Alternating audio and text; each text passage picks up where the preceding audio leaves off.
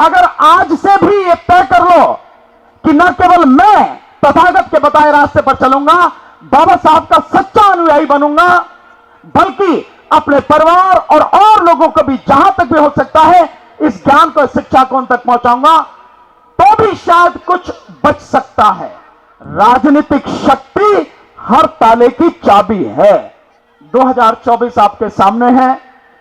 अगर इसमें सत्ता परिवर्तन नहीं हुआ केंद्र में, तो आप किसी काबिल नहीं रहेंगे। और आज भी लोग बाबा साहब के अनुयायी होते हुए डरते हैं। किस बात का डर है यार आपको? कोई क्या कर लेगा आपका?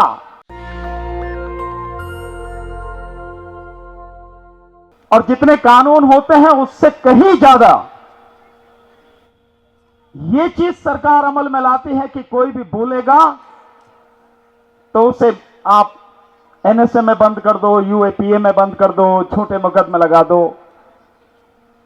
या इसको ऐसे भी कह सकते हैं कि कोई व्यक्ति अपराध कर दे तो उसको सजा के प्रावधान, उसके लिए कानून तो बनाया जाता है, लेकिन इंसान आपराधिक प्रवृत्ति का हो ही नहीं, उसके अंदर अपराध बोध जगे ही नहीं। इंसान कैसे परिवर्तित हो जाए, कैसे बदल जाए, कैसे अच्छा हो जाए, इस तरह का काम कोई करता नहीं। और आप चाहे जितने कानून बना लीजिए, चाहे जैसे कानून बना लीजिए, इन कानूनों को तोड़ने वाले, इनका गलत इस्तेमाल करने वाले लोगों की कभी कोई कमी होगी नहीं। अगर किसी चीज की जरूरत है तो इंसान को बदला जाए, यही काम कोई नहीं करता। लेकिन यह काम इस धरती पर तथागत बुद्ध ने किया, हमारे संतों और महापुरुषों ने किया।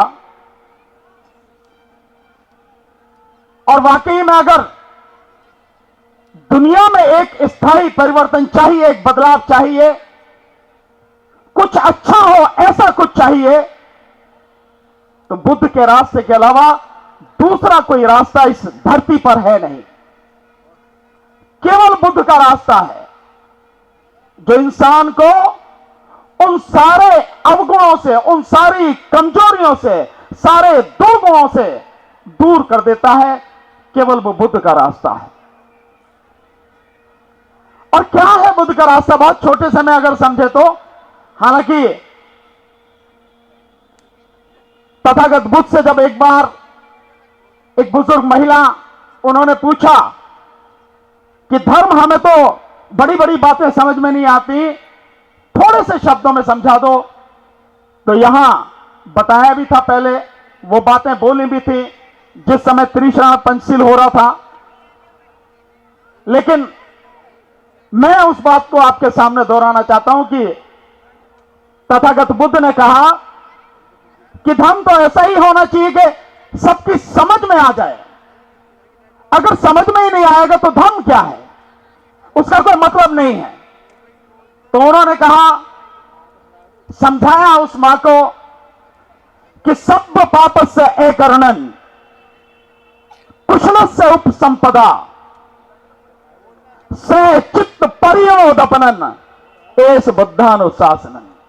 यानी सभी पाप कर्मों से दूर रहो, सभी शुभ कर्मों की जो दौलत है उसको संचित करो, यानी शुभ कर्म करो, और अपने मन को नितांत निर्मल करो। बस यही बुद्धों की देशना है, यही बुद्धों की शिक्षा है। और इसके लिए तथागत ने बहुत अच्छी तरह से समझाया, अत्तदीपो भव, अपना प्रकाश स्वयं बनो। और केवल कहा नहीं, उन्होंने अपने जीवन में यह सब कुछ किया और उसके बाद लोगों तक वो ज्ञान पहुंचाया। बाबा साहब डॉक्टर अंबेडकर 1956 में हमें वो रास्ता बताकर गए थे। अपने अंदर झांक कर देखो ईमानदारी से, क्या हम उनके रास्ते पर चले? अगर उनके रास्ते पर चलते तो आज जो चीजें हमारे सामने आ रही हैं कभी नहीं आती। और अब तो आपके पास में बहुत ज्यादा समय भी बचा नहीं है। अगर आज से भी ये तय कर लो कि न केवल मैं तथागत के बताए रास्ते पर चलूंगा, बाबा साहब का सच्चा अनुयायी बनूंगा, बल्कि अपने परिवार और लोगों को भी जहां तक भी हो सकता है इस ज्ञान को, शिक्षा को उन तक पहुंचाऊंगा, तो भी शायद कुछ बच सकता है। एक ही साल का समय है आपके पास में लोकसभा चुनाव के बाद में।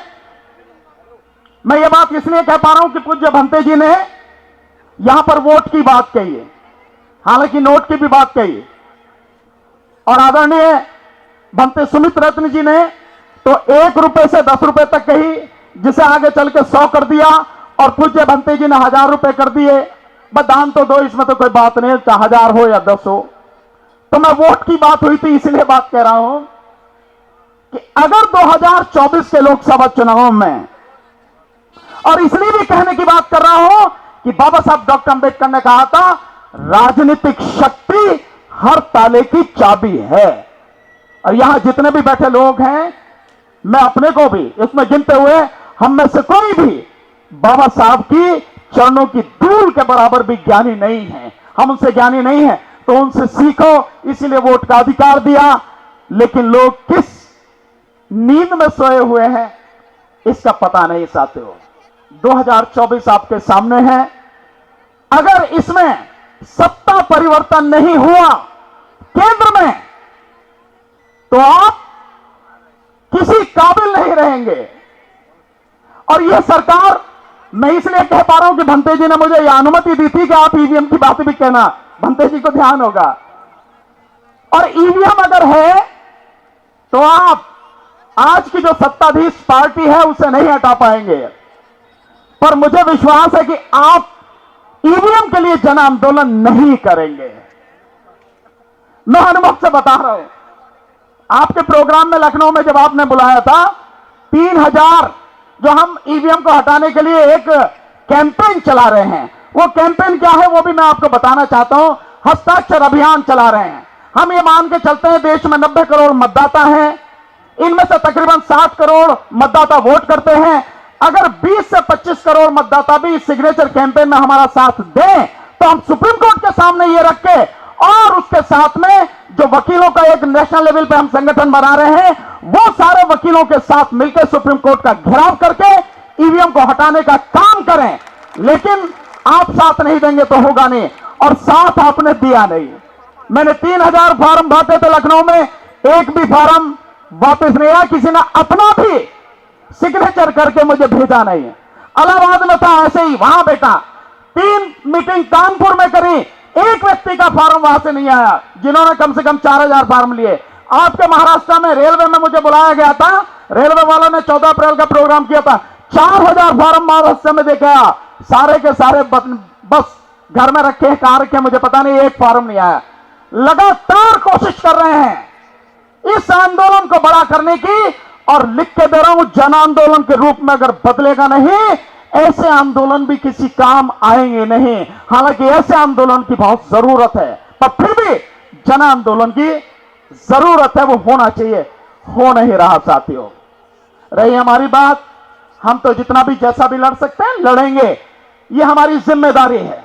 अगर आज यहां है तो वो केवल और केवल बाबा साहब डॉक्टर अंबेडकर की बदौलत। दूसरा, इस धरती पर मुझे नहीं लगता कि कोई ऐसा हुआ जिसने इतनी बड़ी संख्या को जीना सिखा दिया, बोलना सिखा दिया। और आज भी लोग बाबा साहब के अनुयायी होते हुए डरते हैं। किस बात का डर है यार आपको? कोई क्या कर लेगा आपका? मैं तो खुल के बोलता हूं, आप सब लोग सुनते तो हो नहीं, सुनते हो या नहीं सुनते मुझे? बावजूद उसके भी डरते हो। मेरा तो कोई बाल बांका कर नहीं पाया, आपका कोई क्या बिगाड़ लेगा? हम लोग खड़े हैं ना आपके साथ में। तो साथियों, जन आंदोलन की तैयारी करो, और सत्ता का परिवर्तन जरूरी है। अगर ये नहीं हुआ तो सारी चीजें धराशायी हो जाएंगी। हम लोगों को इन सारी चीजों को समझ के आगे काम करना पड़ेगा। नेशनल दस्तक की आपसे गुजारिश है कि अगर इसको बचाना चाहते हैं तो नेशनल दस्तक को सब्सक्राइब करने के लिए रेड कलर के सब्सक्राइब बटन को दबाएं, फिर बेल आइकन की घंटी दबाएं। नेशनल दस्तक को बचाने के लिए बहुत जरूरी है कि हर खबर को शेयर करें, लाइक करें, कमेंट जरूर करें।